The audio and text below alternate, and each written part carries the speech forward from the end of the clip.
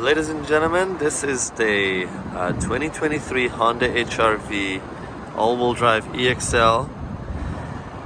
This should give you a much better idea about this vehicle. And for those of you who are in the market for a crossover, this is Honda's brand new redesigned HR-V in the EX-L trim.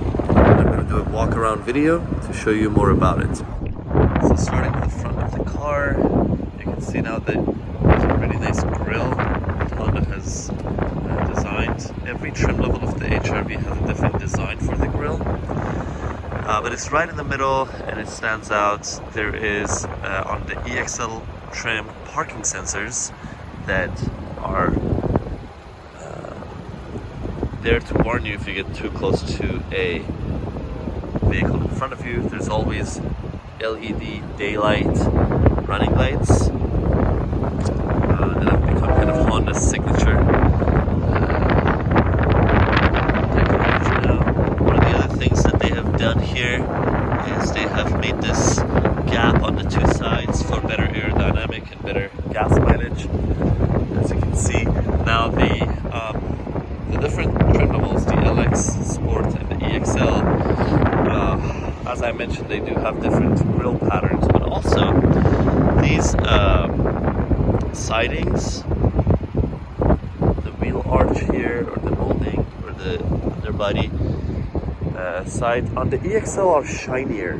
In the previous trim, or previous year model, the 2022-2019, the Sport level was the shinier one. Going to the side profile of the car, one thing to notice, the car is lengthier, it's longer. You do not have the back doors that were unique to the HR-V in the previous generation that were hidden on the top area. Many of my customers would ask whether this car was a coupe or a two-door. Now, you do have a lot of space, of course, still, and EX-L comes with leather interior, as you already know. Also, one thing that Honda is really proud of is the design now on the side doors, which is pretty cool. Not really sure why they did that, but it's, you know, it's different. This is the real design of the EX-L trim. The Sport has all black. Going to the back.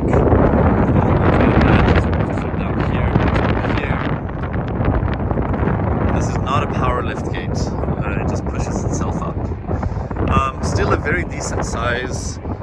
You do have the side again design over here. Here it's got a lot of detail. By the way, they always come with factory formats. These are the carpet ones. And folding the seats down, the HR-V never had this handles. The CR-V does, but you can always easily move your hands forward and push the seats down like this. It becomes flat. These flappers just there to protect. As you can see, this is the seat. The parking sensors are in the back as well.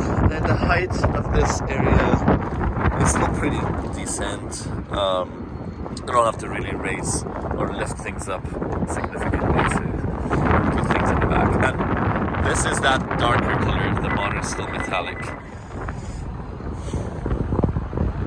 Beautiful view of Seattle downtown with the stadiums over there. Alright, I'm gonna get you in the car so I can show you more inside. Alright, starting with the interior.